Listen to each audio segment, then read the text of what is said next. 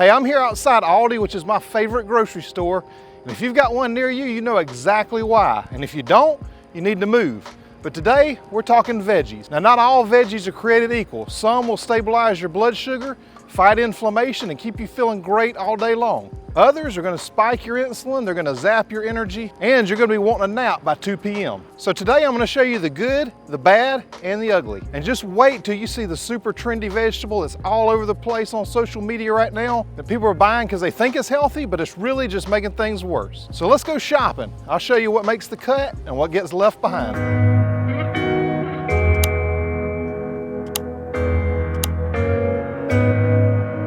So first, let's get into the real MVPs, the one that deserve a place in your cart every single week. Now, I'll get to my absolute favorite in just a minute, but first up is broccoli. And we can lump cauliflower in that same category. It's got a ton of nutrients, vitamin C, vitamin K, vitamin A, potassium, calcium, and of course, fiber. It promotes bone density, promotes digestion, and is full of antioxidants.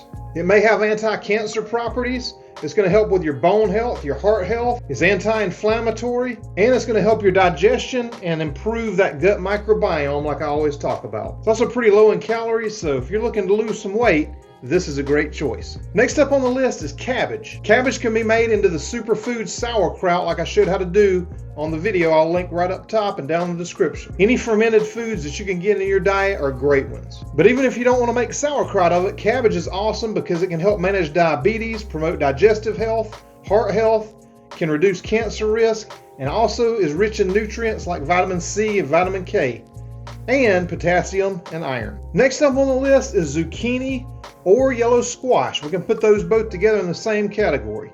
They're super low carb, they're really versatile, and if you got some digestive issues you're trying to heal, they're really gentle for you. I've showed you in some of my previous videos how you can fry them up and make an absolutely delicious side, or they work great just in a stir fry. So anybody working on insulin resistance or wanting to lose some fat, this is a great addition to your diet. Next up on my list are leafy greens. Now I love this spring mix, but also arugula, romaine, even butter lettuce. And if you really want some digestive help, get some bitter greens like dandelion greens. I think kale's okay too, and if you're worried about oxalates, please look at your gut health first and get that fixed, and I think you'll figure out that that may just take care of the problem itself. Leafy greens are great for fiber, helping you feel full. They're full of minerals, and especially the arugula and the romaine are really easy to digest. Plus, there's nothing quite like a great salad that's loaded down with my blue cheese dressing that I make. So don't skip this, but I always prefer organic in the greens, just to make sure they're not sprayed with pesticides or anything like that, and to get the ultimate health benefit out of them. Next up, we got mushrooms. Now I know it's technically a fungi, but it is a superstar. You want to make sure and cook your mushrooms, don't eat them raw, but they're super rich in antioxidants like glutathione. They support your immune function, your hormone balance, even your brain health.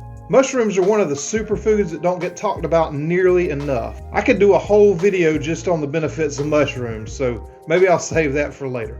But now let's flip it, because these are sold as healthy, but they may be sabotaging you in ways you don't even know. Now first up are peas. Now you would think they seem innocent. They're touted as being healthy, but they're super starchy and high glycemic. They're really not ideal for you if you're trying to manage your insulin, inflammation, or lower any blood sugar problems. Stay away from the peas. If you gotta have beans, my best recommendation would be lima beans, or even soybeans or black soybeans, which are low if you do soy products. I personally don't, but I think it's a good choice for people that do. Now this one shocks a lot of people, eggplant. Eggplant is part of the nightshade family, and for some people, especially if your gut health is not where it should be, it can trigger joint pain, skin issues, and inflammation. You may do just fine with it, but if you feel a little bit off after you eat eggplant, pay careful attention. Now we got beets and sweet potatoes. Now, depending on your activity level, a little bit of sweet potato might be okay for you. But for the majority of people that don't get exercise and are pretty sedentary, this is going to spike your blood sugar and your body's going to store it as fat. Both of these are nutrient rich, but they're also loaded down with sugars. So if you're wanting to eat these, I would say if you're an athlete or if you're wanting a good post-workout meal, might be okay in moderation, but it is definitely not ideal for people with insulin resistance, PCOS, or if you're just trying to lose weight in general. Now here's something quick and easy that you may think is healthy, but here's the truth. Look at the ingredients on this. Now even if you're wanting to throw away the corn, look at all the ingredients on this dressing.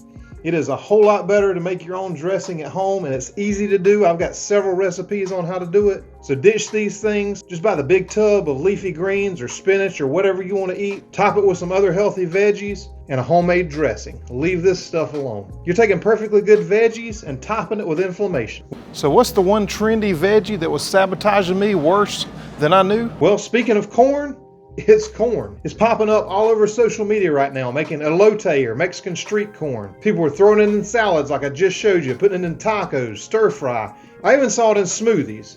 Don't ask.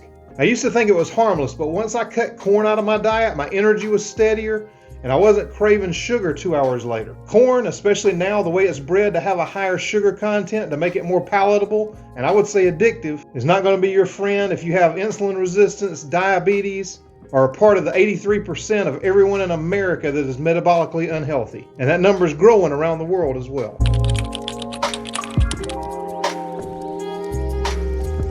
My absolute favorite veggies is asparagus. It is rich in antioxidants like vitamins A and E. It supports your digestive health, plenty of fiber in there, which also helps feed the beneficial bacteria in your gut. It can lower blood pressure, boost your mood. It helps with detoxification because of things like glutathione and chlorophyll. It can help with detoxification because of compounds like glutathione and chlorophyll. It can improve your heart health and your skin health. I'd love to do more videos like this and show you even more veggies that can support a good healthy diet and the ones that can absolutely wreck your health. So the truth is, veggies can be nutrient-dense superfoods or they can absolutely wreck your health. It all comes down to which ones you eat, how you cook them, and what your health goals are. The story of health starts right here in the grocery carts. So let's just make sure your story is a feel-good drama and not a horror movie. Now, if you like this video, please give me a thumbs up on this. And if you're not subscribed to my channel, do that so you can see more videos just like this. Stay healthy, buy the right veggies, and I'll see you on the next video.